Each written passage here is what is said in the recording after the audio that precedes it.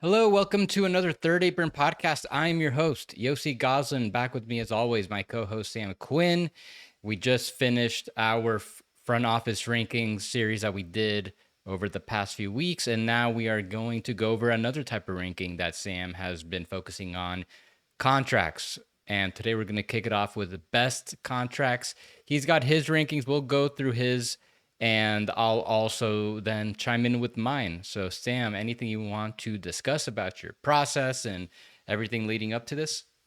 I think it's mostly pretty straightforward. A few notes, no max contracts. I mean, obviously Nikola Jokic is great value, but that contract is artificially constrained. So no maxes, no rookie scale deals.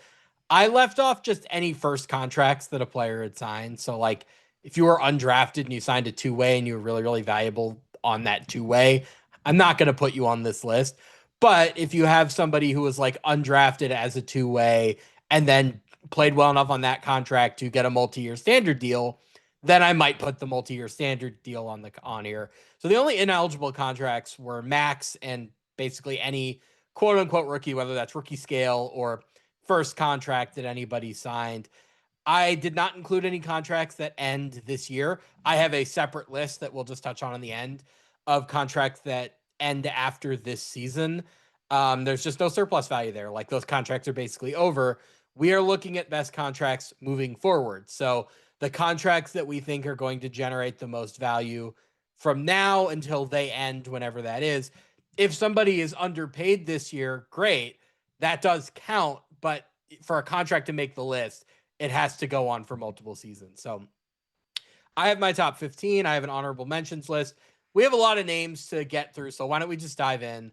My All right. number 15 is Aaron Nesmith, who has 1 year left on his initial rookie extension that he signed with Indiana after getting traded from Boston for 11 million, and then he has 2 new years after that, a little over 20 each. So the total contract is 3 years, 51.4 million for who I believe to be a very high-end 3-and-D wing who has played very, very well in the playoffs and has shot not well this year, but shot very, very well the last 2 years. I think that's a little bit more reasonable to judge off of since they've been so bad as a team this year. So, Aaron Nesmith, my number 15. What are your thoughts?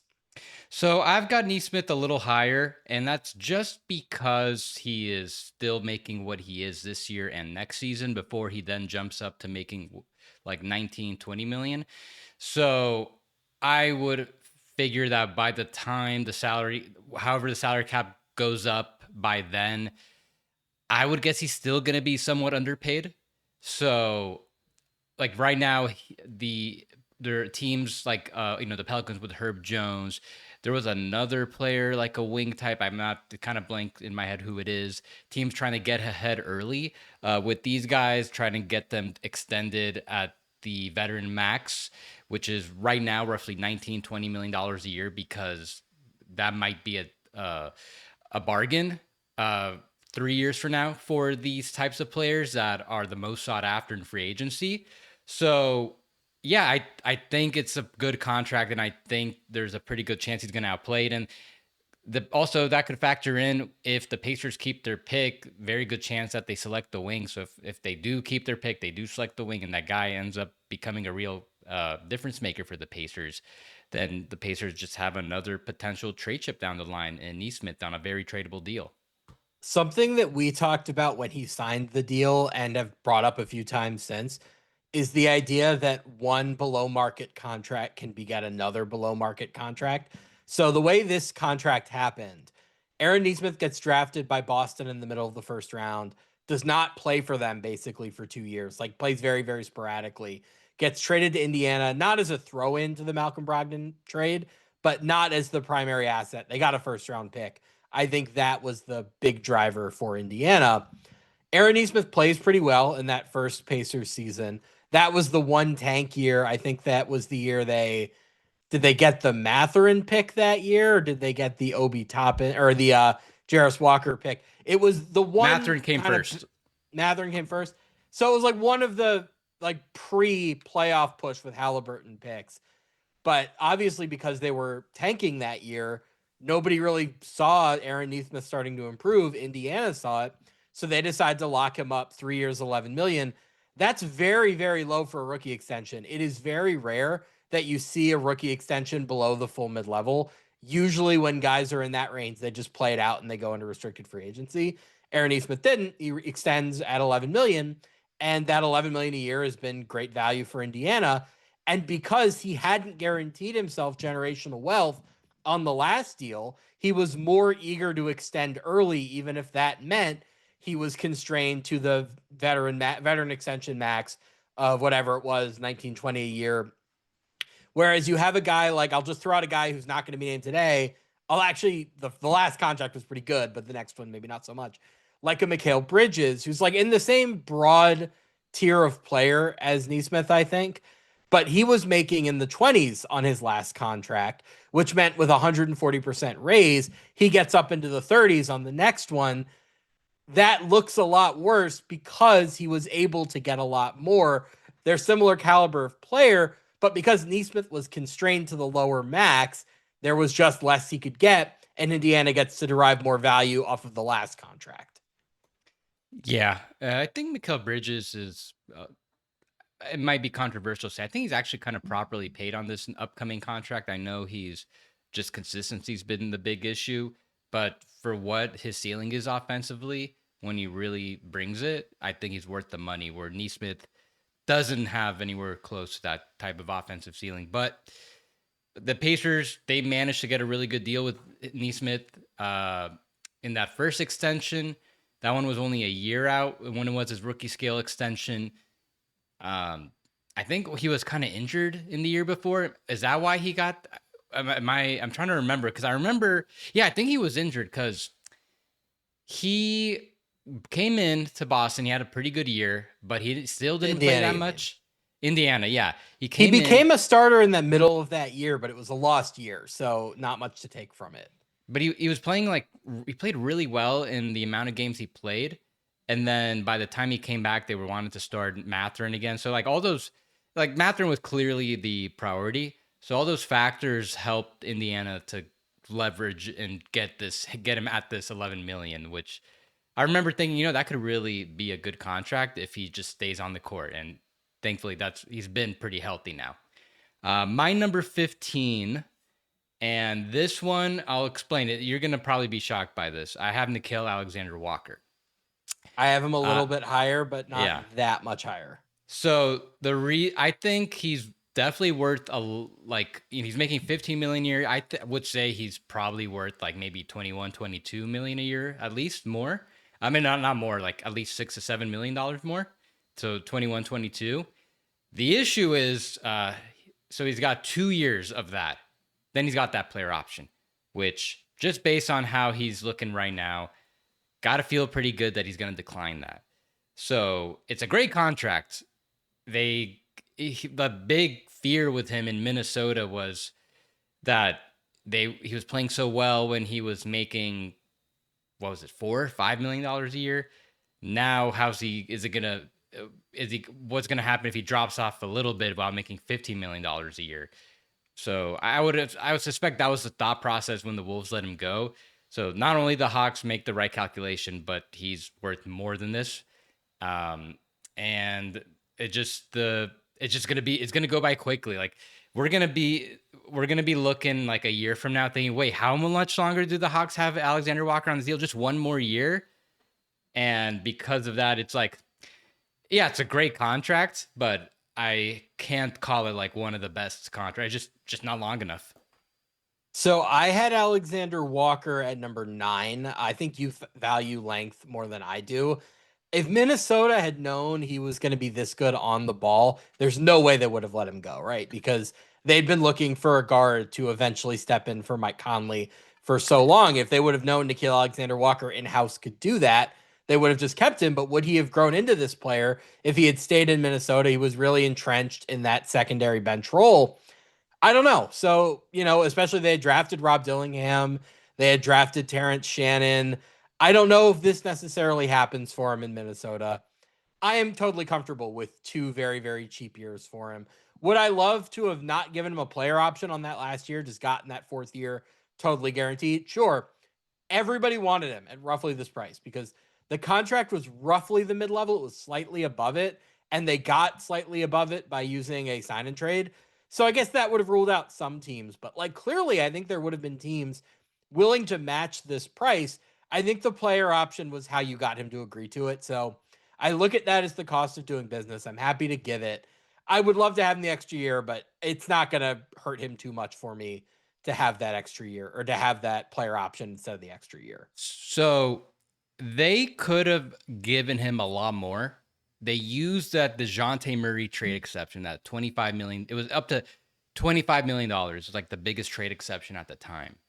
So now they gave him a lot of money, probably a lot more than anyone else was offering. Like just at the time, now it doesn't seem like that because he's outplaying it. But at the time, I think there was like some risk. Hey, like, is he actually going to be able to, is that like a sustainable amount for this guy? And yeah, the Hawks are probably hoping they did dip into that trade exception that like expired, I think the day after. So they could hopefully avoid the player option. They couldn't give him another year on top of that, 4 years with the max. Either way, they're right up against contract. the tax is why they didn't give him more, because they had also signed Luke Kennard. What you might say is maybe they shouldn't have signed Luke Kennard because they had Vit Krejci in the building. Maybe they should have known that he could have just been their designated shooter, and then they could have not signed Kennard, used that extra tax base to guarantee the 4th year. In hindsight, I think I would have done that, but yeah, I'm totally satisfied with this contract. Like it makes your list one way or another. It's all hindsight. Yeah, I agree. I'm saying this like Atlanta's definitely, if they could redo things, they would probably redo it because that extra flexibility, like you mentioned, went to Luke Kennard. They turned Luke Kennard into Gabe Vincent in the 2nd round pick. I think they'd rather have another year of team control on Nickeil Alexander-Walker than that 2nd round pick. My number 14, I have no clue where you're going to fall on this. I know you love the player. I also know you, being the cap nerd that you are, might get a little queasy about the age and the contract, or the age and the salary, is Derrick White. Derrick White has 3 more years left on his deal at around $98 million, player option on the last year. He is in his 30s. This is, I believe, his age 31 season. This would take him through his age 34 season. Here is my counter to that. I believe Derrick White is a max level player this season. I was actually really annoyed because I was getting all hyped up to justify that on the podcast today. And then Kenny Atkinson called him one of the 5 best players in the NBA today before the Celtics played the Cavs. I'm like, well, he just totally took my thunder because I was going to come on here and say Derrick White is a top 10 guard in the NBA this season, which I think he is. In some order, I think those players are Shai Gilgeous-Alexander, Luka Doncic, Tyrese Maxey, Donovan Mitchell. I'm already spacing on names. Jamal Murray. Why am I forgetting all of the good guards in the NBA? I tweeted this. It's a long list. But I think Derrick White is a top 10 guard in the NBA this season. Like, I think Derrick White has been better than Devin Booker this season. I think Derrick White has been better than De'Aaron Fox this season. So I would happily pay him the max for the player he is this season. He might get worse with time, in which case, yeah, maybe the contract doesn't age quite so well. There is so much immediate surplus value that I'm totally comfortable with it. So I've come around on Derrick White a little bit as far as his outlook. I've never doubted the player he was, but I do like what he's shown with a higher usage in this elevated role he has. I feel a lot more comfortable knowing that maybe, I don't know what the Celtics are gonna do as far as how they fill out the rest of the lineup in the long run. I would They guess have 2 more players on my list. I think they'll be okay. I think like when we're talking about them in starting in 2027, once they're out of the repeater tax and they're ready to bring in some more players to make the roster really expensive, I would guess there's a good chance they bring in somebody that in 2 years from now would make Derrick White maybe their 4th best player. But even then, that would be an amazing 4th option. Even like either way, he's an amazing 3rd option and shown he can be a great 2nd option at times. So I actually think he is a little underpaid now, but not by too much. I can't go as far as saying that he's a max level guy, even on just for like this season alone. If it was just like if you could just pay him the max this year, I would, like, in the context of the Celtics, maybe it's okay. Obviously not really because they need to stay under the tax, but I would say he's just like a little bit underpaid, and I don't have him in my top 15. I would just say that there is a big supply and demand problem with Derrick White, where every team wants a Derrick White. There are not that many Derrick Whites, right? It's like guys who can broadly do similar things to him. It's like Jalen Suggs a little bit, but he's also always hurt.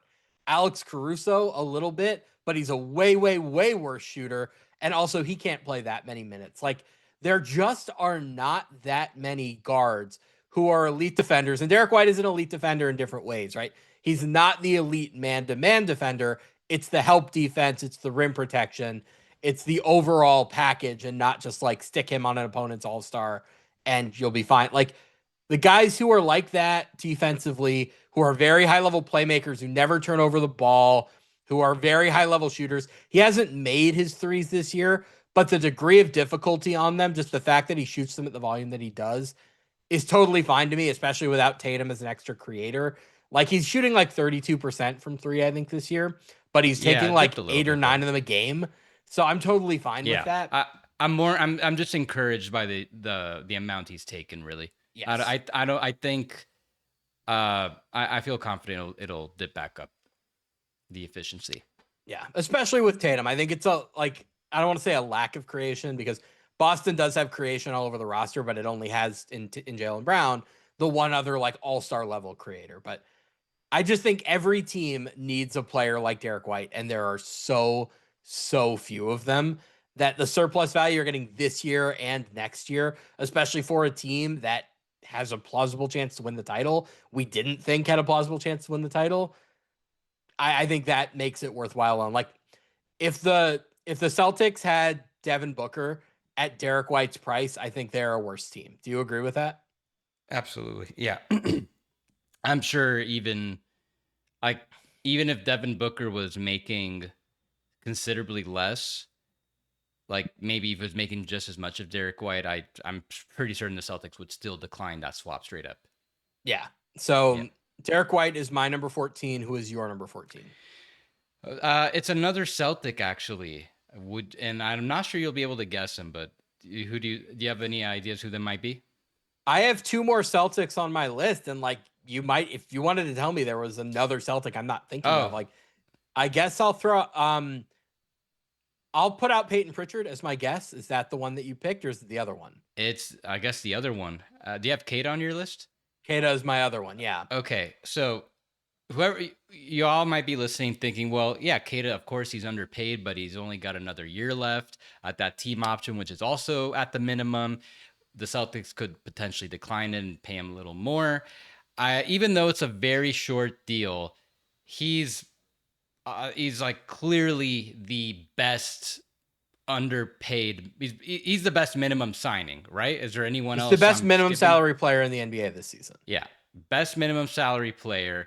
And I just kind of want to go over the context. I know that we're talking about the contracts in the in the long run, obviously, like what is it in the future, but like when we look back, they signed him to a 3-year minimum deal. Like just the entirety of that contract also got to give us some props.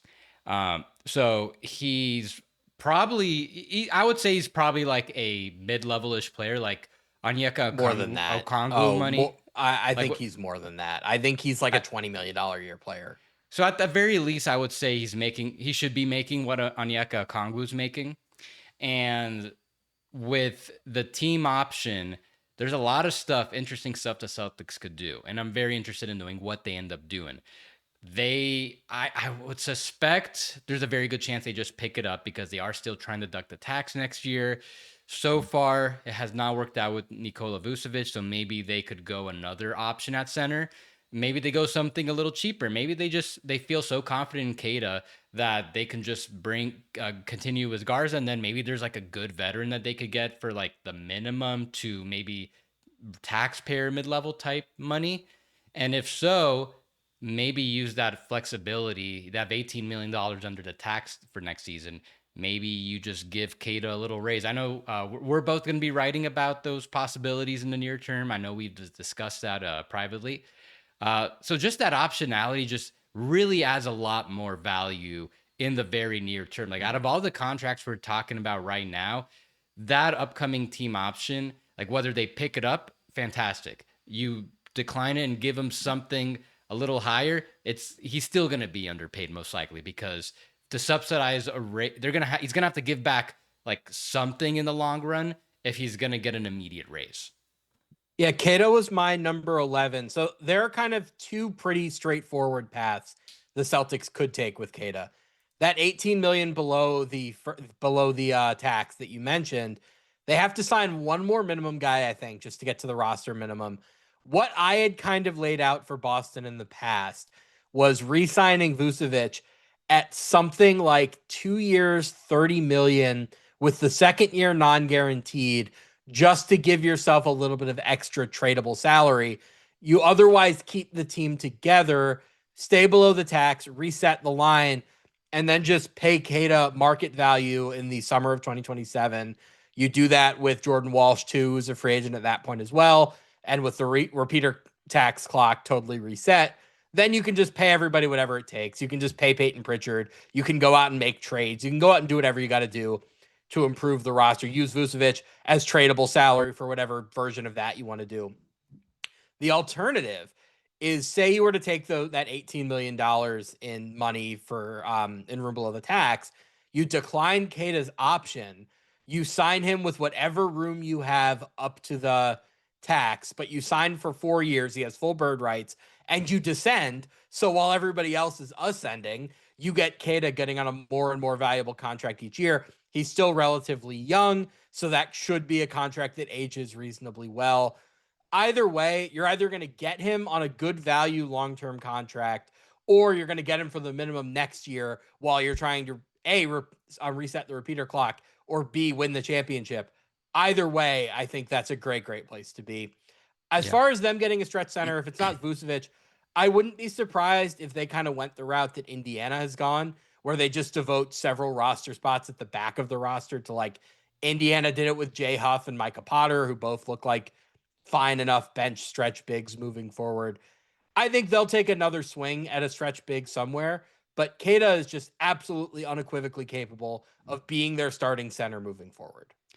I wonder if another former King might end up being on this list soon. Like, if you're a Kings fan hearing like, oh, Queta left, Queta is now one of the best contracts. Maybe Keon Ellis, the Cavs getting him on something. Next year's list, I would not be surprised. Yeah, just yeah. All right, who is your number 13? Scotty Pippen Jr. 2 more years at the minimum, high-level backup point guard. Very straightforward. I believe the initial contract was 4 years, and I remember when he signed that, I'm like, wait, Scotty Pippen Jr. has already proven that he's good. And also, like, look, everybody's profit motives in the NBA are different. I'm not judging. His dad is Scottie Pippen. I know Scottie Pippen was really underpaid throughout his entire NBA career, but he still made like $100 million in the NBA. I don't know. I maybe would have been a little bit more willing to bet on myself. Like, you're a little bit more comfortable than somebody who's coming from the middle class. Like, Yeah. I maybe wouldn't have given up that much team control. Yeah, the Grizzlies, Zach Kleiman just let out his inner Hinkie that like season, like 23, 24. Hinkie special for Pippen, Hinkie special for Vince Williams, Hinkie special for Gigi Jackson, Hinkie special for Jay Huff. Like, so many guys that a lot of them, like Pippen included, like very hindered with injuries, so they could easily fall under the radar, but all guys that could easily crack this list. Yeah, I even think that there's going to be room for him to maybe even grow into something more. I hope Ja Morant is off of that team next year for a lot of reasons, but, more of a chance for Scottie Pippen Jr. to show off, more of a chance for Ty Jerome too. If Ty Jerome were healthy, if like we were ignoring injuries, we could turn off the injury slider or whatever, like in a video game. Ty Jerome 3 for 28 would 100% be on this list. In the very small sample of time he's been on the floor this season, he's been like a top 10 offensive player per minute in the NBA. It's just that he's so injury prone that there's kind of nothing we can really do. Scottie Pippen has had injuries as well, but it's a minimum contract, and I'm optimistic about him moving forward. There's not really too much here to say. It's like, yeah, he's tiny, but he's a very good defender. He's a solid backup point guard who can like keep the offense moving. Just kind of an easy, no-brainer, good contract. I've got him higher. I've got him number 10. Another, I think, yeah, I mean, he is technically like a minimum guy. I think we both kind of just contradicted ourselves then with the Queta thing. But No, with Kane is Pitt, better. yeah, He's a better player, but Pippen has the extra year. he's got 2 years. He's got Right, and another Kate has year one. and then and a team option. Okay, well, so yeah, so it is a better contract. Yeah, Queta better player.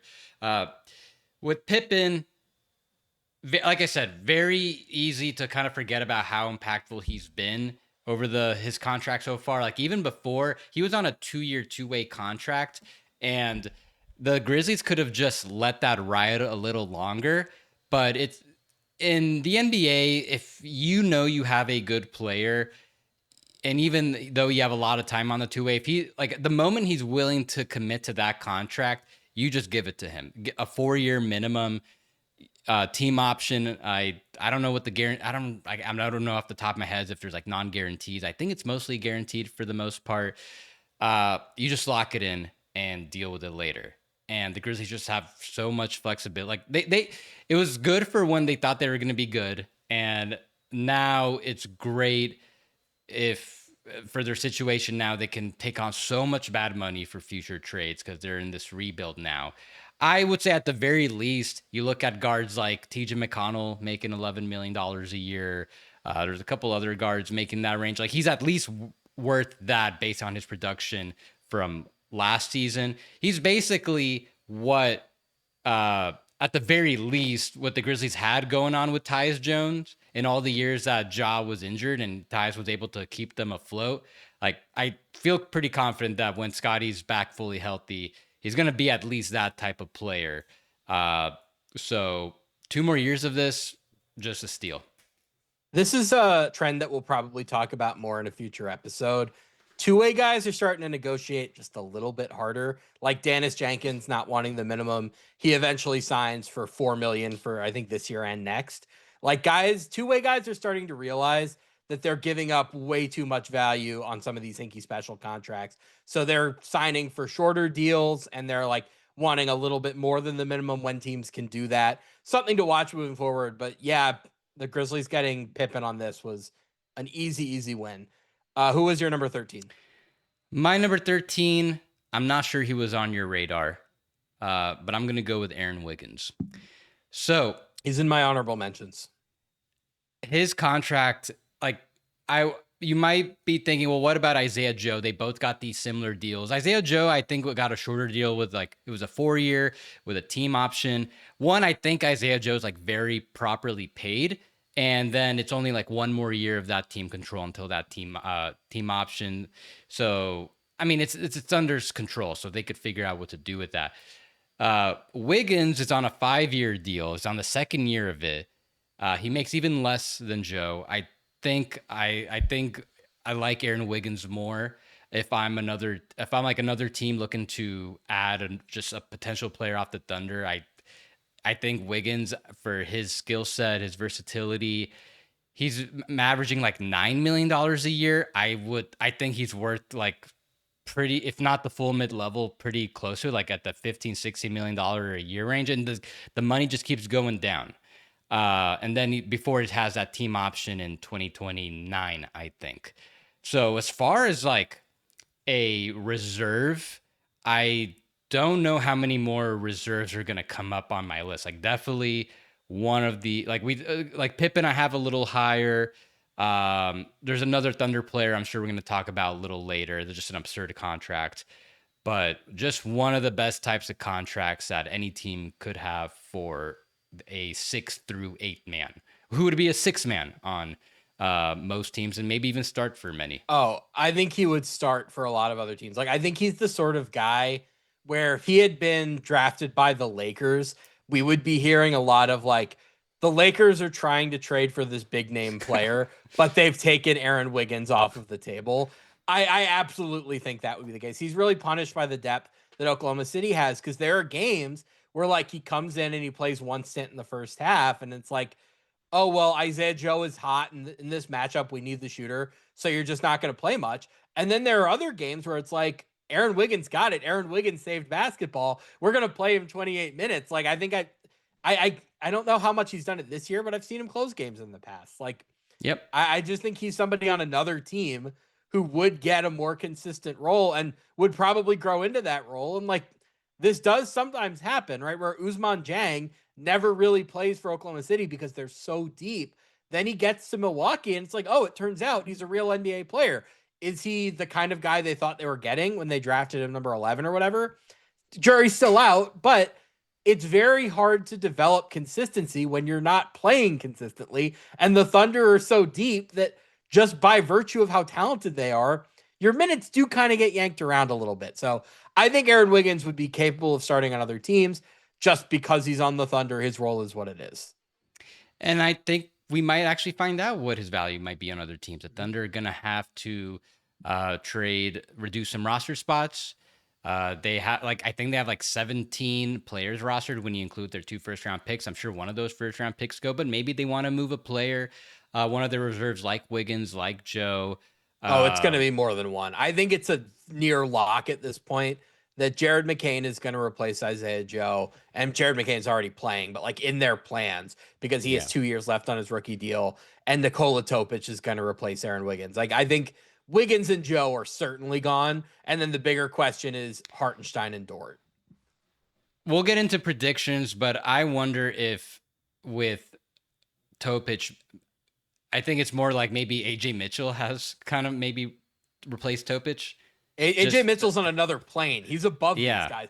Ajay Mitchell is more important to them than Dort, I think. Same draft class, just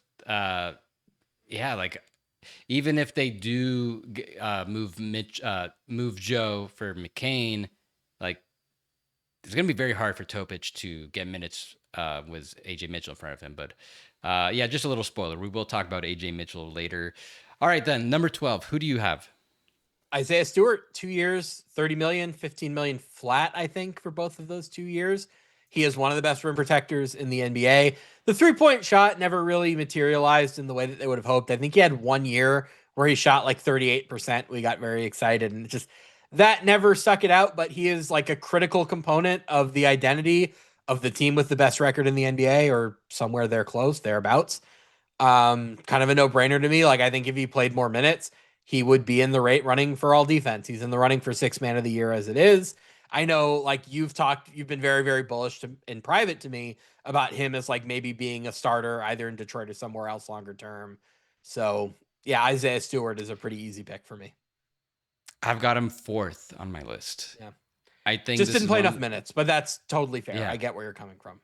No, I am a lot higher on Stewart than consensus. $15 million a year. I think he's worth close to double that right now. It's when you look at what a lot of these other centers that recently signed extensions for, with Jared Allen, Jakob Poeltl at the very least, that with them they're going to be making $20 million a year. Stewart should be earning at least that right now, I think. So he's got another 2 years of team control, including that team option on that last one. So it'll be very interesting to see what the Pistons want to do with him. But he's just an elite rim protector. I don't really consider him the most viable stretch option as far as that being the go-to hub, but he does provide that option when they don't want to close with Duren. So I think he could start on a lot of different teams. Imagine if the Lakers were able to get Isaiah Stewart. I think how much better. I don't think they'd make a deep run, but do you think Isaiah Stewart for the Lakers would be the difference between maybe winning a first round series depending on the matchup? Yeah, I mean, I will say this though. I do think there are guys who, just by virtue of how hard they play, are a little bit better suited for slightly lower minute roles. Alex Caruso is the king of this. I think the way Isaiah Stewart plays, having him come off the bench is really a luxury where he can really just go balls to the wall when he's in the game. If you're having him play 32 minutes, you get a little bit dependent on him, especially just given his propensity for, tax and getting ejected and whatnot. You're putting a little bit more on him than I'd probably want to. I'd rather have him as a super high-end reserve who's a starting caliber player but plays fewer minutes. But I get where you're coming from. He's that impactful a player. Now, I will say this. He's probably not, it's just a prediction, but I would guess he's probably not going to make as much money as I'm saying some of those other centers. That could play into it, what you just explained. The other reason is that he can't really get that in an extension because he's making $15 million a year. He's one of those players where he's kind of like Nesmith underpaid. syndrome. Yeah, he's underpaid. It's small contract begets another small Yeah. contract. So his next, if he were to extend with the Pistons, his max would start at 20. The maximum starting salary would start at 21 million. So it'd be like a 4-year, $100-ish million contract, or it could be even, yeah, it'd be like a 4-year, $100-ish million contract, assuming he declines the 15 million and gets a raise immediately, or they decline it for him. I still think that would be a really good deal, especially in the context of Detroit, if they still want to pay for Duren and pay a little more for Stewart and have this tandem. Yeah, and I think there's a lot of intangible value to not every contender, but a lot of contenders kind of have like totem players, like guys who are really foundational to their identity, how they see themselves, the energy that they play with. Josh Hart is that for the Knicks. Alex Caruso is that for the Thunder. Like every really, really good team has somebody like that. And I think that's Isaiah Stewart for the Pistons. I think you would lose more than just his production as a player if he wasn't on that team. So my 12, we're on 12, right? Yes. Is PP, Payton Pritchard. I have him a little bit higher. I have him at number 7. So so I guess then we should discuss like what we think he should actually be earning. Because I'm guessing you think he's worth a little more than me. I feel like he's probably worth like a little more than double, like between 16 to 18 a year. What do you think? Yeah, that actually seems about right to me, maybe a little bit higher. Like I think about that Colin Sexton, Malik Monk group of guards who are probably a little bit overpaid at that price. I think that's probably the appropriate amount, maybe a little bit more for Payton Pritchard. It's more than just the scoring. He's not a great defender, but he holds up, especially for his size. He never turns the ball over, which is very, very important. A lot of what Boston does really depends on that. Like I think he's better than the class of like high-end 6 men that had been paid under, whether it was the last CBA or just the last few years. I think he's like a starting caliber. I guess you'd say shooting guard. You wouldn't want him as your primary ball handler. I think he's a starting caliber secondary offensive threat at point guard that holds up better than he should on defense. So something like 20 million a year is justified to me. So obviously making $7-8 million a year, whatever it is, substantially low for what his production is. So then the big risk is, does he have Aaron Nesmith syndrome? Is that money too low? I don't, as far as getting an extension in the future, I would say not, because the veteran extension maximum, which would be, so he got 2 years left on this contract. He would be able to still get like a starting salary of maybe like $21-22 million a year, based on what that veteran extension max could be in a couple of years. So he should still be able to get properly paid, bearing some meteoric rise where he can be like a surefire starting lead guard, which, I mean, I wouldn't rule it out completely, but I would say it's like another guy on this list who outcome. I think has that rise in him, and I don't think it's Payton Pritchard. We're gonna get to him Yeah. soon. Yeah, and for all the repeater tax reasons that we've mentioned, when Boston resets the clock, paying him fair market value is going to be totally fine. Like if you have to pay him $22-23 million a year 2 years from now, when you're 3 years away from hitting the repeater again, cool, so be it. Go for it. All right. So then who do you have next? My number 11 is Queta, who we've already talked about, who is your number 11. All right. My number 11 is Aaron Nesmith, who we discussed. So who's your number 10? We've somebody we have not talked about. My number 10 is Onyeka Okongwu. That 3-point shooting at center combined with the mobility defensively is like a little unicorny, right? Like he's not that elite rim protector in the way that, we talked about Kristaps Porzingis or Chet Holmgren, but he has a lot of defensive utility just because he can move. Combine that with the 3-point shooting this season, and having him at 16 million a year for the next 2 years is just crazy value to me. Like I'd rather have him as a player than Miles Turner. Like I think their contracts, if you reversed them, I'd feel that would be more appropriate. So I just do want to touch on that 3-point shooting. I just pulled it up because for the season, he is attempting 5.4 attempts per game, which is a lot more than double, almost 3 times as much as what he attempted last year, shooting at 39%, which he's never done.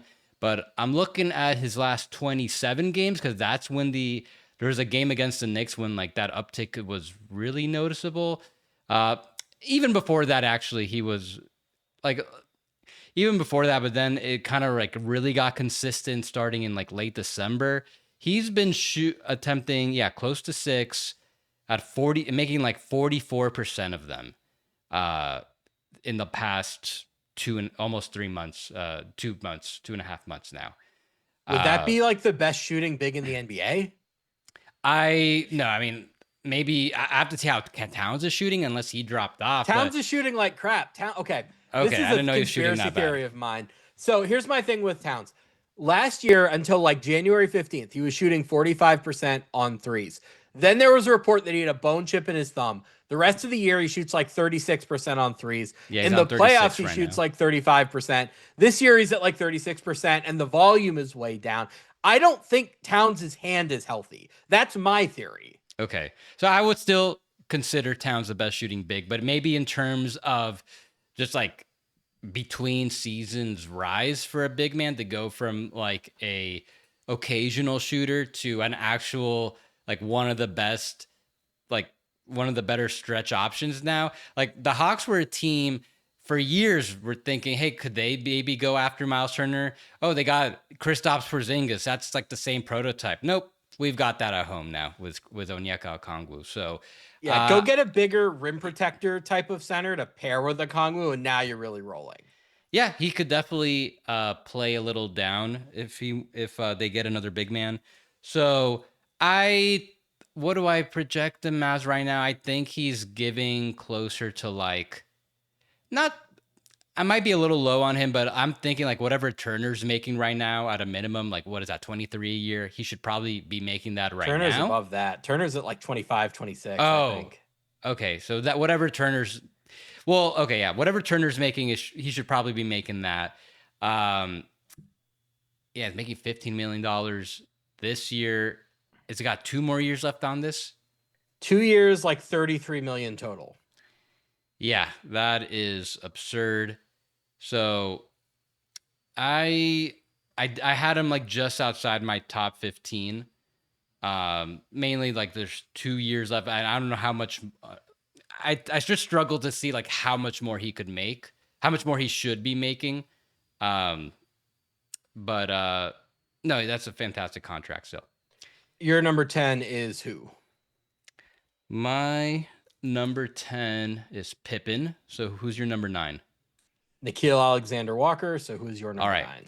So my number 9 is Jaden McDaniels. So I have him at 4. So we're a little bit off here.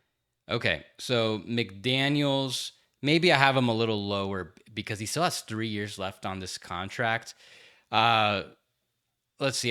So he's making an average of $28 million a year. So this was another one where I'm just struggling a little bit based on how much I think I don't think he's that much underpaid. I look at what Mikal Bridges is making, and I just kind of look at that. It's like going to be 34 to 35. No, is Bridges going to make more than that? Like Bridges is at it's 150 over 4 years. So that's like 37.5 a year. Okay. And OG Anunoby was the other template that I had. Okay. Who OG is at like 40 something a year. Okay. And McDaniel's in the high 20s. Yeah, I think I should have him higher. I messed up on my calculation on this. I have him. I have him like for some reason I thought Bridges is going to make 34 a year, but no, he's going to make 38 a year. Yes. So McDaniel should be that. So he should be a little higher on this, but whatever. We can just discuss this anyways. McDaniels, the moment he signed that contract, I was pretty surprised that that's what the Wolves got him on, like roughly $28 million a year. He's got some incentives, but barely. I did not know he would have this offensive upside in him, what he's doing right now, like at times being a legit second option for the Wolves. that really changes things as far as this season, I think, because you think about a lot of the stuff with the Wolves. Like, first of all, thank God Rudy Gobert is having a godly defensive season again. But there's some, and they have such impressive wins. They beat the Thunder multiple times. Like, they have a shot, but then there's some games where, like against the Magic, like they just and there's like other teams that you can look at, like how did they lose this game? But with McDaniels, I when you look at who the Wolves' second option is since Cat left, you it's like a hodgepodge of guys, and you want to feel good about who your number two is. And Jaden McDaniels isn't quite there. It's like, oh, he is the second guy, like for sure, but he's starting to get there. Um, yeah, he's definitely one of the more underpaid guys for starting wings. I'm sure if he was a free agent right now, there'd be teams trying to give him, if not the max, kind of close to it, just to steal him from the Wolves. I wish Mike Conley was 5 years younger. He just strikes me as somebody who would really benefit from playing with a more traditional point guard. He's so good at filling space off the ball offense, like finding little nooks and crannies. He's obviously gotten better on the ball. The shot has gotten better. I mean, I'm not sure if I'm really willing to declare the shot like totally settled, but it is better now. Just better overall on offense, like you said. I don't know that he guards up defensively as well as like OG Anunoby does or Herb Jones does. But other than that, defensively, he's everything you'd want in a wing. Can throw him on the best perimeter scorer on the other team. Feel very, very good about it. He's made an all-defense team. He might make another one this year. And he's young, too. Like, Mikal Bridges is on his third contract. OG Anunoby's on his third contract. Jaden McDaniels on his second contract. So when they traded for Rudy Gobert, there was a lot of victory lapping of like, yeah, we gave up 5 first-round picks, but you don't understand. We kept Jaden McDaniels. That's what actually matters. And there was kind of some snickering when that happened. Like, are you sure? Because he really did give up a lot. And it's like, oh no, it turns out you were right. Like, you kept the one thing that really did matter. Yeah.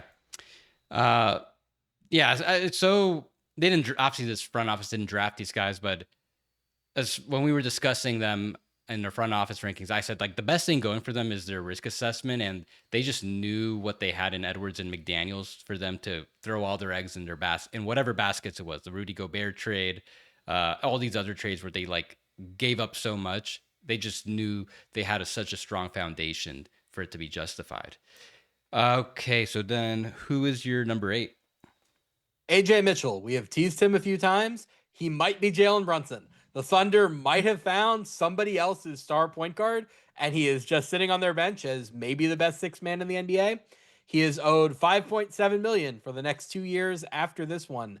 When he has been in a primary role, like when Jalen Williams was out earlier in the year, he looked like somebody who is going to, at the very least, be a starter moving forward, and maybe something a lot more. He's only in his second NBA season, but like, we might be seeing a version of Jalen Brunson again.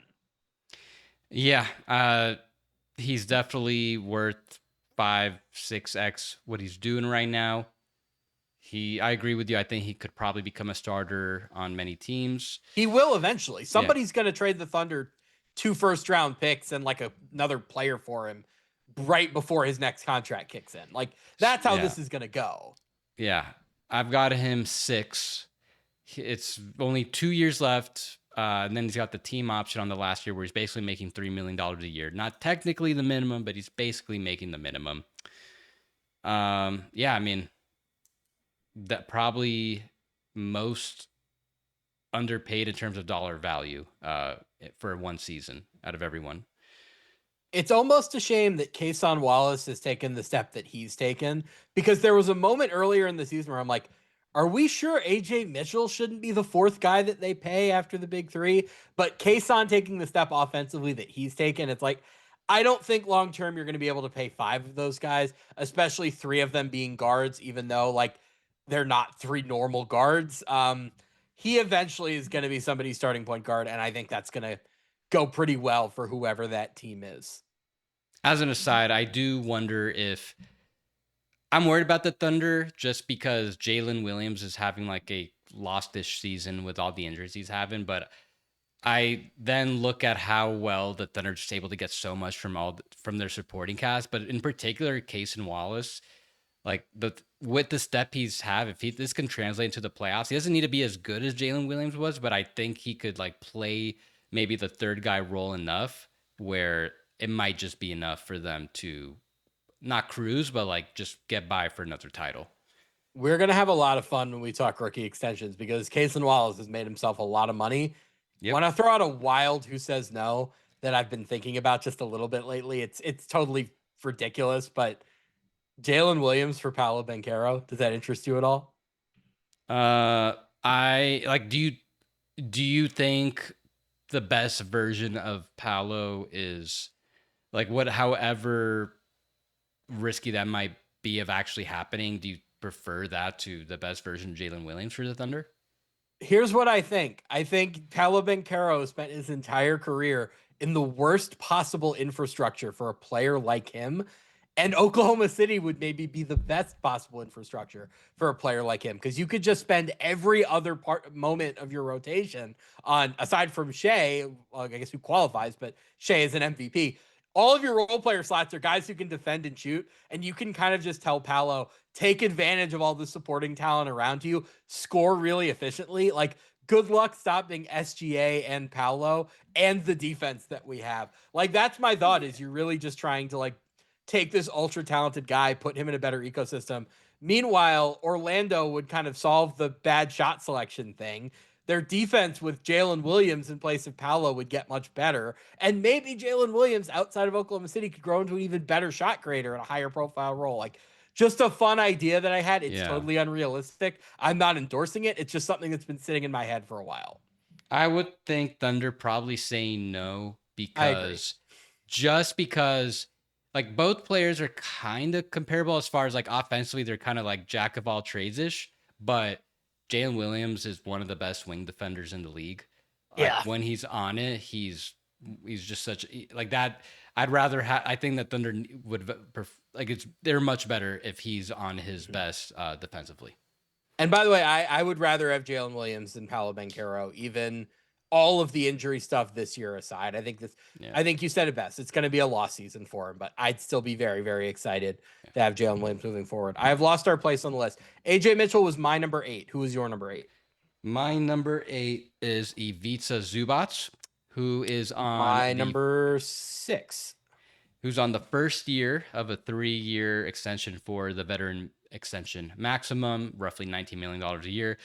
Zubac, he's going to be like a consistent all NBA, all contract leaguer, where his first contract extension he signed with the Clippers, that was a bargain. This other one he signed, like he was making like $7 million a year. Then he signed another extension. He's making $11 million a year. Now he's making $19 million a year. Like no matter what, he's like it's always been a little bit more favorable to the team. When he's at his best, which was last season, one of the best rim protectors, if not like a top 3-ish rim protector in the league. Solid hub on offense, and there's a reason the Pacers they gave up as much as they did for him. It's going to be very hard to get a center who could bring their defensive ceiling up as good as he is, but is also just on such a sweet contract that's going to help them stay under the luxury tax most likely, and it's low enough where the extension he signs next will also probably maybe not be quite as much of a bargain as his previous deals, but maybe get him a lot closer to being properly paid. I've seen some consternation over the fact that he's not a shooter. Like, this is a fundamentally very different player than Miles Turner, and Indiana's going to have to figure that out. He's better at everything else than Miles Turner. Like, they have never had an offensive rebounder like this. The stuff he'll do on like pocket passes and pick and roll, he and Halliburton are going to have a ball together. He's a very, very good finisher, scorer near the rim. He can overpower smaller centers. His screening is going to fit in so well. He's such a smart offensive player. Like, he is going to give them a whole new dimension. I think the fact that he's not a shooter is not going to be an issue for them at all. I think that team, aside from the shooting, the other real benefit that they had is that team is just so smart and so well coached. Zubac is going to fit so well into that, aside from the defense. I think there's been a little bit of fear about the defense this year because it fell off so much for the Clippers as a team. And I do think Zubats has been worse defensively this year than he was last year. I'm not overly concerned about that. I think that was more of a team thing. He's getting a little bit older. He's in his late 20s now. So is he going to make another all defensive team? I kind of don't care. If he's, the 25th best defender in the NBA instead of the 10th best defender in the NBA, like, whatever. I think that's totally fine. All right. So who do you got at 7? Who do I have at 7? I have Payton Pritchard, who we have already discussed. My number 7. And okay, so my number 7, I don't think you had this guy at all. And I think this will be an interesting discussion. I've got Jabari Smith Jr. It's a very interesting contract, but I didn't even have him honorable mention because it's been a shaky year. This one is very projection based. And yeah, it has been a shaky year, but foundationally, I think his defense, and especially like under Udoka's system, I think we've seen enough where like I don't think he's gonna be like an all defense player or anything like that, but I think like he's gonna be a positive defender, I think, going forward. And I'm just confident that if he's not gonna be like an all-star, I don't think he will be. But as far as like playing the role offensively that the Rockets need, I just feel confident that he's gonna get there. I think the scoring is gonna go up. I think the shooting will go up. Hopefully he gets like I like now he's shooting 6 threes per game. I think that needs to go up a little bit. Either way, he's gonna be making $24 million a year. I think he's a little underpaid. I think that's when you look at some of the consider some of the other wings we discussed, like Jaden McDaniel, we think he's going to be worth he should be worth close to like 38. But like what Jaden McDaniels is currently making, I kind of feel like that might be the range that Jabari kind of ends up hitting. So for them to get him at this rate, it's a lot of projection. I'm pretty high on him. I think he's a little underpaid, and for have him locked up for like 5 years now, it's a time that's really boosting him up. Yeah, the length I was gonna say is the big advantage that you have. It also dips next year, and then it goes back up after that. I don't want to say he's on the wrong team because I think defensively they got a lot of bet value out of him. It's just he can't create a shot to save his life. He can't dribble. Like he needs to be on a team with a high level point guard who can create easy shots for him, and he just isn't right now. So I think that depresses his offensive value. And then defensively, I think like the league has moved away from small ball centers, small ball fives. I think he would be one of the guys who's pretty well equipped to be a small ball center because he's so long, he's so mobile. He's not bulky or anything, but I think he's deceptively strong.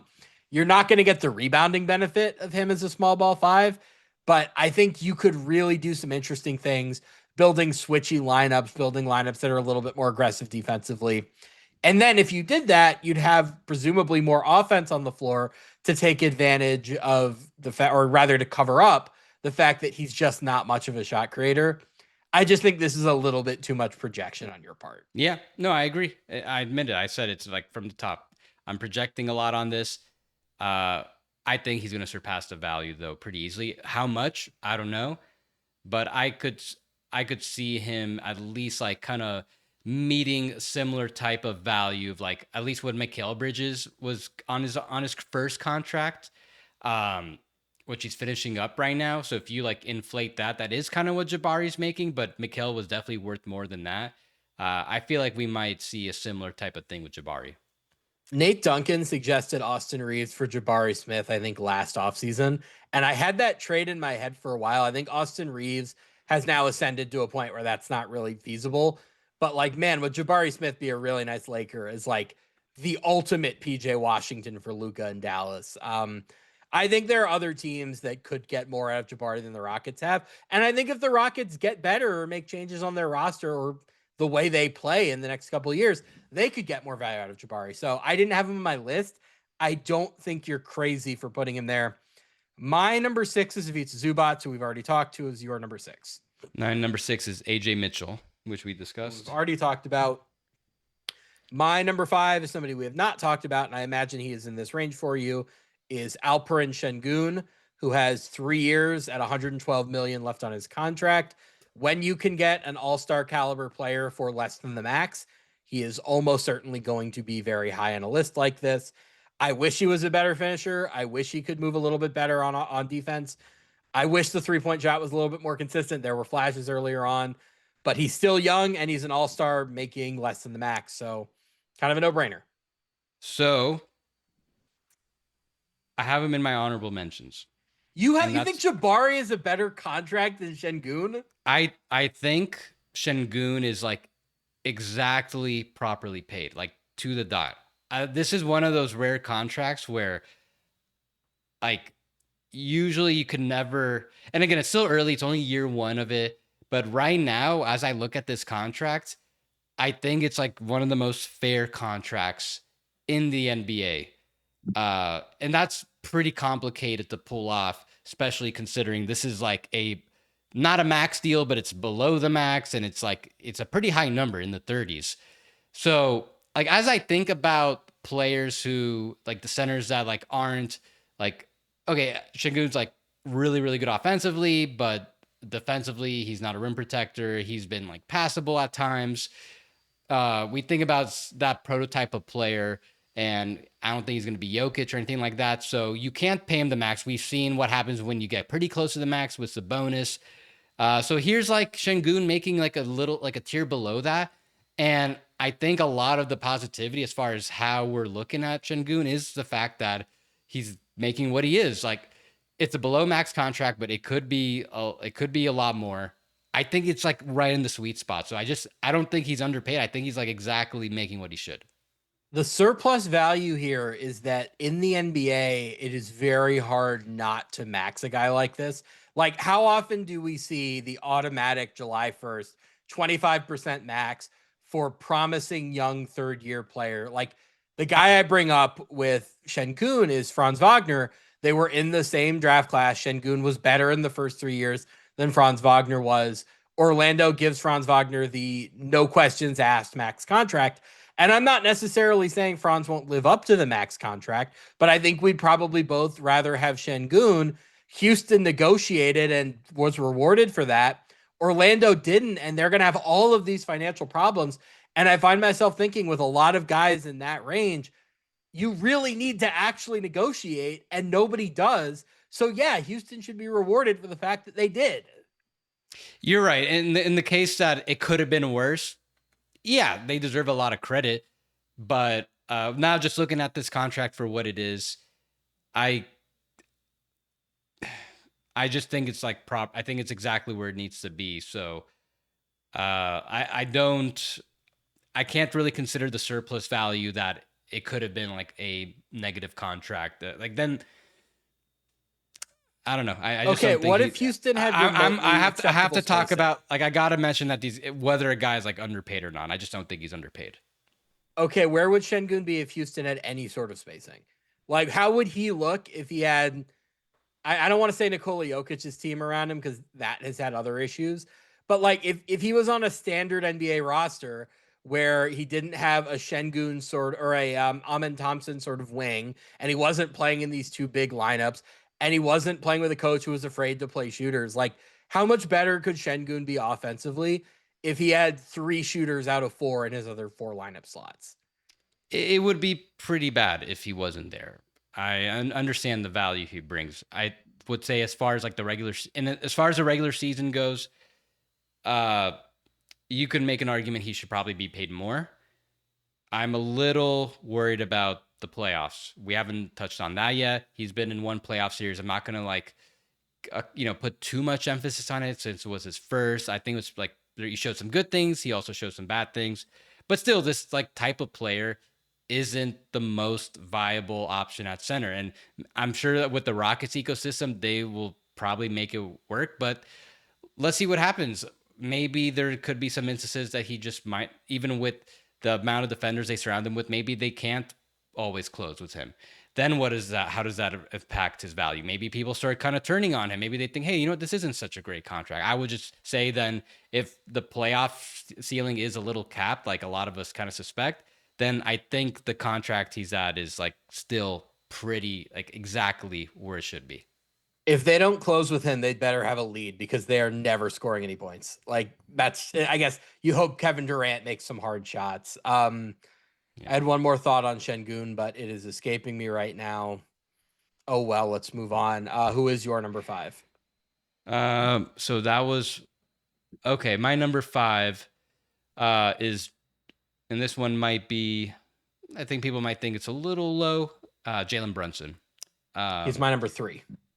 Okay, so we're pretty much in the same range. Jalen Brunson making $39 million a year would probably have gotten a max if he didn't take that extension last year and opted out, became a free agent this year. So we're talking about him. His max would have been, because he was in his, he should be making like, yeah, he'd have his 7th year under his belt. So he, instead of making $50 million a year, he's making $39 million a year. Even if it's kind of, I do kind of have, I don't know if doubts is a word, but like I'm a little worried about the longevity. Like how long will he play at this level? Isn't he like, I think he's like 29, like almost 30 already. Am I wrong on this? Okay, Or I'm gonna stop you right here because I actually I think I know where you're going, or if it's not where you're going, it's where I want to take us. The next contract is gonna be bad because they're gonna give him the max. That's just the reality. no. They owe Yeah. it to him. Well, I'm just talking. The next contract is gonna be bad. I just want to put that out there. The next 2 years, I think, are gonna be fine. I'm not talking about the next contract. I think what I'm trying to get to is asking you, like, let's say he didn't sign this extension and he instead got the max immediately. How do you think that contract would fare? Because I don't think anyone really discussed about that possibility where he'd be, yeah, like the whole discussion. Wow, he left so much money on the table. It's going to help the Knicks so much. But what is your feeling about him having that contract in like the first 3 years? How do you think that would shake out?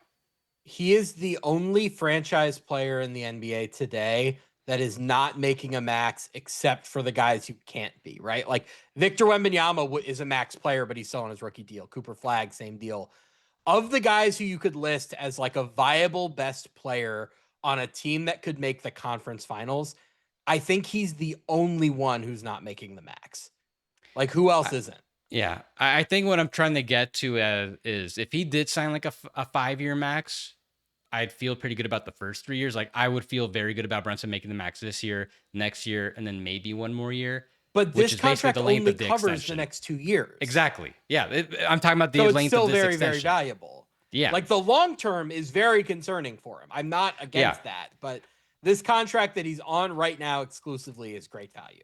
Yeah, the exact length that it has remaining for him to be making as little as he is, and I'm just saying 3 years because that 4th year is a player option. He's going to decline it. He should be making the max. Yeah, without a doubt, he's going to be making 12 million less on average than he should. This is one of the bigger disparities that we have. It's not even just the disparity, it's the type of disparity, right? There's a big difference between having a $15 million player making $3 million and having a $50 million player making 38, because it's just so much harder to get guys at that level. So it's not just the disparity, it's where the disparity comes in. But yeah. So Brunson, probably number 1 or 2 for most people. Is my 3. I think 1 and 2 are easy. I would, if we don't have the same 1 and 2, I will be shocked. But yeah, Jalen Brunson was my number 3. Who was your number 5 after Sengun? My number your 5 was wait. Brunson. Your 5 was Brunson. We're on 4. My 4 was McDaniels. So who's your number 4? My 4 was Isaiah Stewart. Who was your number 3? Who was your number 3? Oh, but Brunson. Jalen Brunson. Okay. I'm a little surprised that this guy didn't show up in your list. So I kind of want to kick it to you. My number 3 is Trey Murphy. Why did you not consider him? I think he is a lot more theoretical than he is literal. Like as far as like when we talk about him as somebody who like could be an all-star, but I don't know that I've actually seen him play at that level. I don't know how much of my valuation of him is based on the idea that I think New Orleans is ruining him. Like, I think a sub all-star level wing who is a very good offensive player, but isn't going to be like a primary creator and is not a high-level defender either. Like, I think at best he's like an average wing defender, and I don't know how much better he has to get beyond the idea that outside of New Orleans, like the PJ Washington effect, or PJ Washington was a bad defender in Charlotte, but he gets to Dallas, and because it's a better team, he's trying harder. Maybe that could be the case with Trey Murphy. I don't know that I've ever seen anything from him that makes me believe he's going to be an impact defender. I think it's a good contract, but I think he's making 29 a year for the next 3 years. I think I would want to have him at like 35 instead of 29. Like, Yeah. I don't think I'd want to pay him 45. Oh, I have him as a where did I have this? I think he should be making kind of like what Desmond Bane's making, around $38 million a year. So not that much of a difference. So it's the same. I think there's like a similar type of philosophy that what you talked about Brunson, where he's a max player making $38 million, where here's like a 25% max player making like less than 20% of the cap, for a guy that, okay, you have some legitimate doubts whether he can be an all-star, whether he could be a positive defender. I'm giving, there is a lot of theoretical, but it's the Pelicans. I do feel like this is just, I feel like there's another level for him to be unleashed on another team on a good situation where he can definitely reach that value if he's not already doing it of at least like Desmond Bane's money. Like he was the guy that I think Orlando should have gone after because largely his contract. They would have so much more money to do other stuff right now. But it didn't seem like he was available based on how the Pelicans have been operating. And can he be a max player? I would say it's like I wouldn't say there's great odds of that, but I could see him being like maybe like somewhere between a 25 to 30% max player, depending on where he goes, how he thrives. I just don't think he's a good enough creator. I don't think he's like good enough with the ball in his hands. Very good shooter, very good athlete.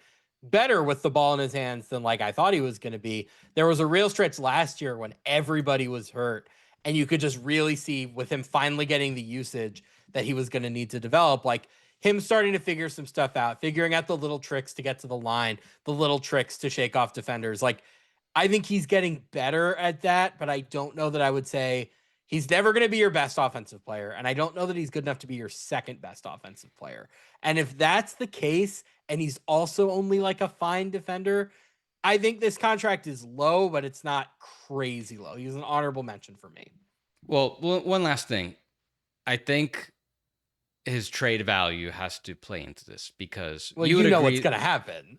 Inevitably what's going to happen to Trey Murphy is they're going to keep him for 2 more years. And the trade value, like they're going to say, oh, we have to get 3 first-round picks. We have to get 3 first-round picks. We have to get 4 first-round picks, whatever it is. And that value on the contract's length is going to slowly tick away. And then they're going to get bullsed. And he's going to be an expiring contract. And because it's going to be like the Raptors with OG Anunoby as well, where they're going to wind up trading him for way less than he's worth. Yeah, they'll probably fuck it up. But right now, like he's worth probably at least 3 unprotected first round picks, right? Like at least what Jaren Jackson got. But from who? I could list a handful of teams. I think the Pistons, Pistons picks are bad. This is the thing. I am less concerned with the quantity of picks and I am the quality of picks. Like if you told me that like New Orleans could trade Trey Murphy for the number 9 pick in this upcoming draft plus 2 other firsts, I'd feel better. If you're telling me they're just getting 3 unprotected Pistons picks, I'm not interested because those picks are all going to be in the 20s. We've had this debate before on like usually it's never quite that simple, but we don't need to get into that right now. Do you even have him on honorable mentions though? Yeah, he's an honorable mention for me. Like it's a very good contract. I would just say like I think it's a similar type of situation as Mikal Bridges was, where a lot of the value that the Nets ended up getting for Bridges was that the Knicks were getting 2 more years of Mikal Bridges on cost control to help set up the rest of their team. Um, and I think there's a similar thing going. There's a similar theory going on with Trey Murphy, and that's going to inflate his trade value, even if it never gets realized in the way it should. Yeah, they're gonna screw it up. Anyway, I think we probably have the same number 2 and the same number 1. I don't know if we'll have Yeah, them in the same order, but in fact, I'm gonna go ahead and predict it. I think we're gonna have we them have in we have the the same order. opposite order. Oh, we do? No, we have Okay, same so order. number 2 is Jalen Johnson, who has Yes. 4 years at a flat $30 million a year. All-star, 4 years of team control in his early to mid 20s. I think he's 24. No brainer, great contract. Awesome work by Atlanta. Yeah, $30 million, $30 million a year for him. That's cheap based on what he's doing. Even if he has like another long injury, extended absent from time to time, I still think he's going to be pretty underpaid. I guess the bigger debate is like, do you think he's is he a 25% max guy? I would say he's like slightly below that, but not by I'd much. happily pay him 25% max, at least knowing what we know now, not at the time, but knowing what we know now, I would happily pay him 25% max. I'd rather have him than Franz Wagner. I get the feeling that he's probably gonna like by the time we get to year 3 of this deal, we're only in year 1. We'll have seen enough where we'll be like, yeah, he should have gotten the max clearly. Well, at the time, he shouldn't have, because he had only had one really good year, and he'd gotten hurt because he was in the most improved player conversation, and he got hurt. He didn't get to 65 games. So he had the injury issues, which I think was why he was willing to sign this. No, it was still a risk. I think for those who are really paying attention, from like what we saw, those like brief, really great glimpses in year 3 before he got hurt, you can tell like, hey, like this guy could really be worth $30 million a year. It just, can he stay on the court? And then even last season, he also, again, it was injury riddled. I'm just saying, like right now, to be safe, I would say, okay, probably comfortable, just slightly below the max, but I think there's like a greater than 50% chance that he's going to have met the value of a 25% max guy. I wish he was defending this year the way he had in the past, but his usage has gone so far up that might not be realistic. And the same thing happened to our number 1, Deni Avdija, whose usage shot through the roof because every other guard on the Blazers got hurt. And he is an all-star making mid-level money. I don't ever remember something like that. Like even when Stephen Curry was on his great contract, he was making more than the mid-level. So Deni, he had like a Jalen Brunson type trajectory where Brunson, the first 3 years, even his 4th year, it's like, he's all right. He's like not a bad player. I don't know if he's a guy the Mavs really need to commit to. They didn't give him that extension, and then just very quickly he blew up for them and then became a major factor in the playoffs, a legitimate number 2 option under Luka. And with Deni, it was just like another thing where we discussed why we differed on where the Wizards front office should be ranked. I felt they're more mid-tier. You felt they're closer to bottom tier. And the big reason for you is that they messed up the Deni Avdija trade. They didn't get as much value as they should. I just don't know where, like, this trajectory that Deni had, like, it's such an outlier trajectory to be like, okay, first 3 years, 4th year, okay, he's at least like a rotation player for sure, could probably be a starter, but to be an all-star after that, like him, Jalen Brunson, like very few players actually walked that trajectory. So like, who really could have predicted this? Like, not a lot of people. No one, but it's their job to predict it because they had him in the building.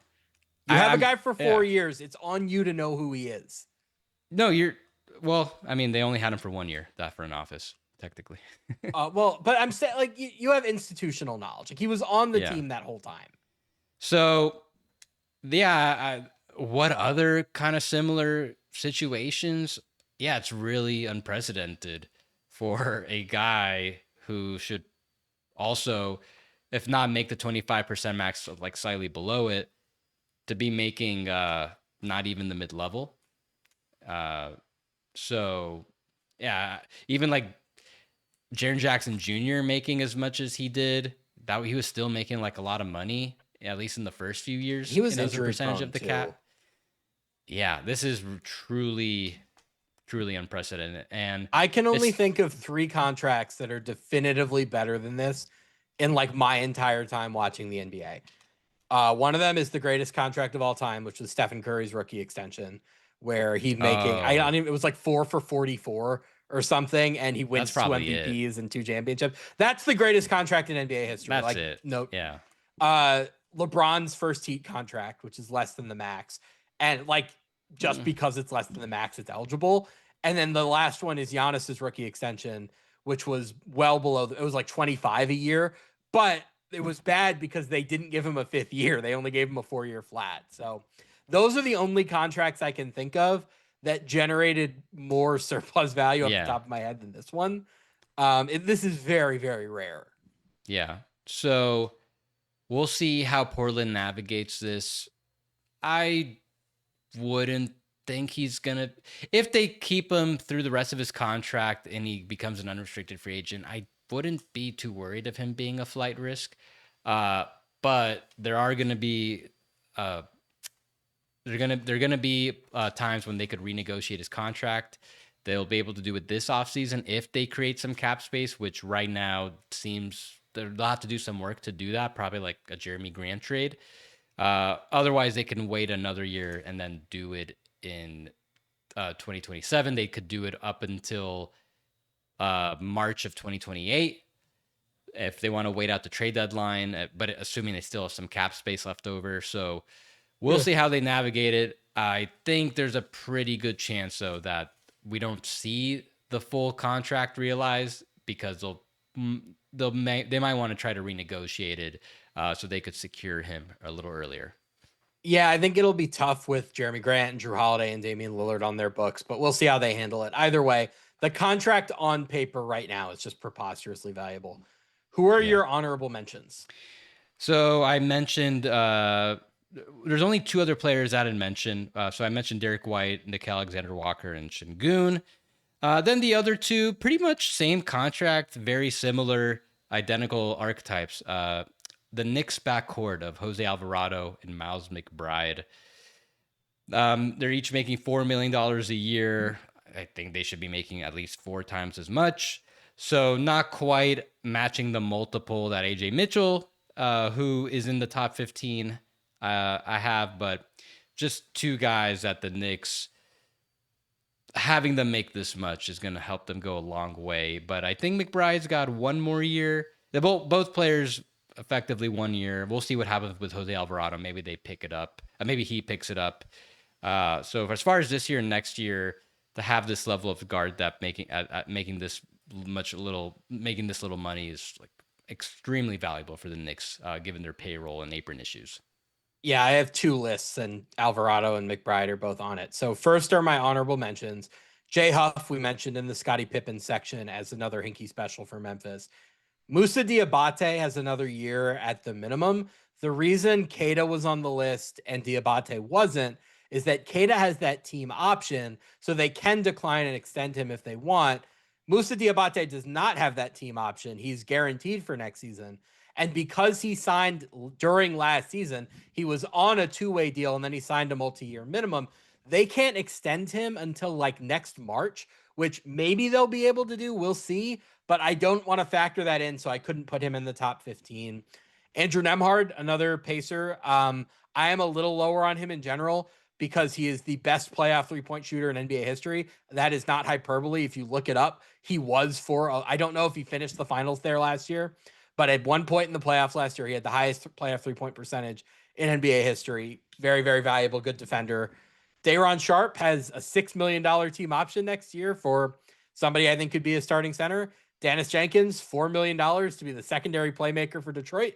Very, very valuable. Ryan Rollins, we didn't bring up. He only has 1 year left. That's why you bring up McBride. We talked about Aaron Wiggins. Luke Cornett has 3 years and less than $30 million left. I think he's a starting caliber center. Plus, only next year is guaranteed. Everything else is either partially guaranteed or a team option for the last year. Trey Murphy, we covered. I have three shooters: Dante DiVincenzo, 1 year, 12.5 million left; Sam Merrill, 3 years, 30 million left; and AJ Green, 4 years, $45 million left. I think the shooter archetype is generally a little bit underpaid. Duncan Robinson making a little bit more. That's why he didn't make that list. But those guys making in that 10, 11, $12 million range, I think are super valuable. And then Najee Marshall, I think he has 1 year left at 9 million, something like that.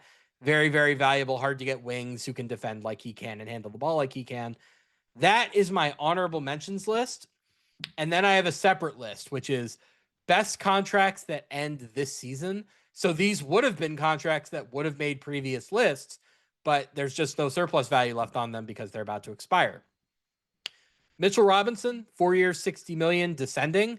Very, very valuable. He was obviously hurt for a lot of the contract, but the player he is, to have him on that sort of contract is very, very valuable. He was essential in them making the Eastern Conference Finals last year. Critical part of this year's championship hopes.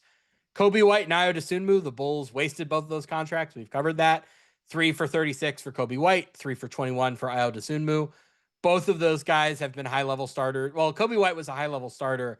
Ayo was like a starting caliber guy coming off of the bench. Both of those were bad contracts. Both their new teams are very, very happy to have them.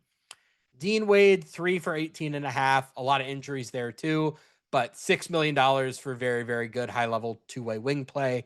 Awesome. The only other minimum that I have, Colin Gillespie, who has just a 1 year minimum this year, I think has been a starting caliber point guard this year. So having him on the minimum is awesome. Austin Reeves, one of the more famous good contracts in the NBA right now, about to expire. I'm not even bothering with the player option. The years that it covered were 3 years, 39 million. He is an all-star caliber player now. So great, great job. Jose Alvarado is on a 2 year, $9 million contract. We've talked about that. Mikal Bridges just ending the 4 year, $90.9 million deal that he signed with Phoenix before he eventually got traded twice. Aaron Gordon ending a 4 year, $86.6 million deal that he re-signed with Denver. Lou Dort ending a 5 year, $82.5 million deal that he signed in restricted free agency to stay in Oklahoma City. And then Wendell Carter Jr., 4 years, $50 million, descending annual value. Those are the best contracts that ended this season. Is there anybody notable you think I missed? I think you were very thorough on this. I have no one else I can think of. All right, so that probably just about covers it. We're going to do worst contracts at some point in the near future. Anything else you want to add? Yeah, no, we'll be doing that next. So subscribe to Third Apron, River Gear Podcast, read CBS Sports, whatever's written by Sam Quinn, and check out the Third Apron Substack. I am in the I'm really deep into the weeds of my contract situation series where I'm going over players that are extension eligible, going to be free agents, and going over what they could be looking at making on their next contract. So that's going to be what I'm working on over the next 2 months. So subscribe to that and be on the lookout for our next episode, Worst Contracts. Goodbye, everyone.